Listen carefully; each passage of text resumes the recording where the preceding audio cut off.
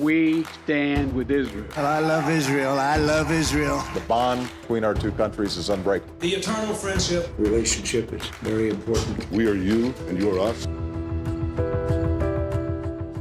Israel যখন গাজায় একের পর এক বেসামরিক স্থাপনায় বোমা ফেলছে, যখন শিশুদের মৃতদেহ ধ্বংসস্তূপ থেকে বের করে আনতে হচ্ছে, তখন এক বিস্ময়কর নীরবতা দেখা যায় বিশ্বের সবচেয়ে প্রভাবশালী রাষ্ট্রগুলোর নীতি নির্ধারকদের মধ্যে।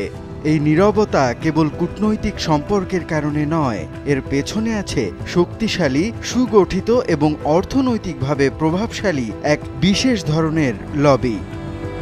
এই লবিগুলো নিজেদেরকে ইসরায়েলের প্রতিনিধিত্বকারী সংগঠন হিসেবে উপস্থাপন করে এবং তারা বিভিন্ন দেশের রাজনীতি, গণমাধ্যম এমনকি শিক্ষাক্ষেত্রেও তাদের প্রভাব বিস্তার করে চলেছে দীর্ঘদিন ধরে। Hello, AIPAC. What a remarkable crowd. It is wonderful to be here and see so many friends. আমেরিকায় AIPAC বা American Israel public affairs committee দীর্ঘদিন ধরেই ওয়াশিংটনে অন্যতম প্রভাবশালী লবিগুলোর একটি। তারা মার্কিন রাজনীতিতে এমনভাবে প্রো ইসরায়েল অবস্থান নিশ্চিত করেছে যে ডেমোক্রেট হোক বা রিপাবলিকান, ইসরায়েল বিরোধী বক্তব্য দেওয়ার আগেই 10 বার চিন্তা করতে হয়। শুধু বক্তব্য নয়, ফান্ডিং, নির্বাচনী সমর্থন এমনকি প্রার্থিতাও নির্ধারিত হয় এই লবির অনুকূলে থাকলে। এই লবির অর্থায়ন প্রক্রিয়া মার্কিন রাজনীতির মূলধারায় এমনভাবে ঢুকে গেছে যে কংগ্রেসে কেউ যদি ফিলিস্তিনের পক্ষে দাঁড়াতে চায় তাহলে সেটিকে রাজনৈতিক আত্মহত্যার শামিল ধরা হয়।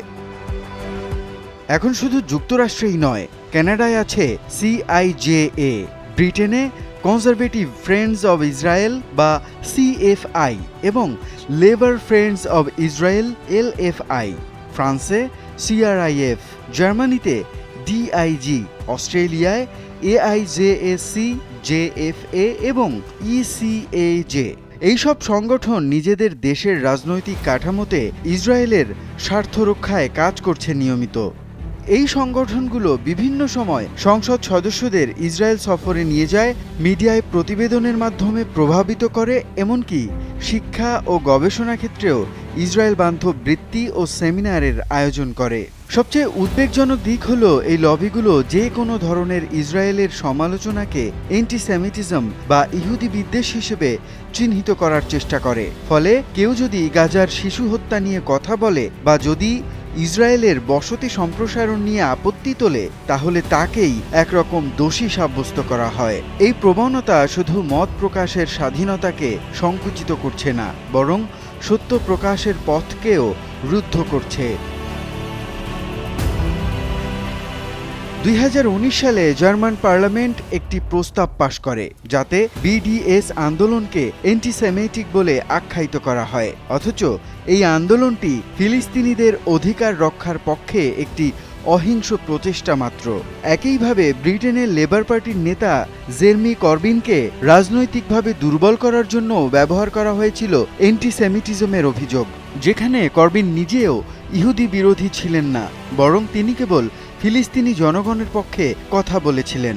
একই কৌশল দেখা যায় কানাডা, অস্ট্রেলিয়া এমনকি ফ্রান্সেও। গণমাধ্যমে ফিলিস্তিনি পক্ষের ভয়াবহ মানবিক বিপর্যয়ের তুলনায় ইসরায়েলের আত্মরক্ষার বিষয়টি বারবার তুলে ধরা হয়। যারা এই কাঠামোর বাইরে গিয়ে রিপোর্ট করতে চায় তাদেরকে নানাভাবে হেয় প্রতিপন্ন করা হয়।